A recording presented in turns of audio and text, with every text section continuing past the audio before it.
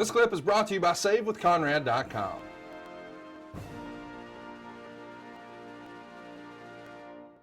I think this question, it reads a little rude, but I don't think it came from a rude place. He says, this is J.M. Wagner. What was it like the first time you walked into the impact zone of TNA after you were used to wrestling in front of 20, 50, 60,000 fans? Now you're wrestling in front of only 12 to 1,500. Or did you ever start to question your decision? Well, it was an adjustment, wrestling in front of a smaller crowd. It was a bit tough. I mean, you're spoiled when you're in WWE, you have sold out shows everywhere, but TNA was a much smaller company, but it was a great smaller company.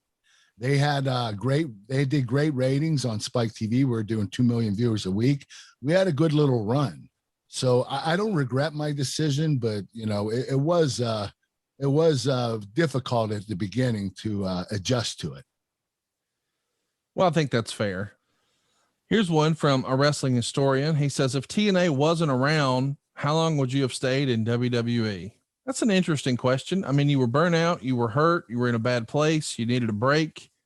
But if there wasn't an alternative, if you didn't feel like you could fall back on TNA, would you have tried to ask for time off or soldier through, or what do you think that would have looked like for you? Yeah, I would ask for time off. I would have probably taken a year or two off and went back to the WWE. But TNA gave me a reduced schedule. They gave me what I wanted. They gave me the money I wanted, and I don't regret that decision.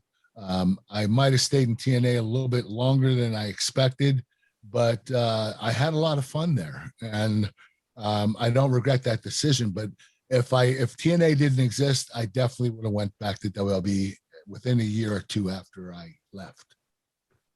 Umar Khan wants to know, Kurt, how did you feel leaving TNA in 2016? What was on your mind and what did you want to do? Well, I left TNA because, for one, the money started drying out. They weren't giving me the deal that I had for, 10 or 11 years. And also I knew I wanted to go back to WWE to retire. I wanted to do it for the fans, to thank them for all their support over the years. And I thought that it was the right move. So my thoughts were going back to the WWE. Hey, it's Conrad Thompson. Thanks for checking out the podcast here on YouTube.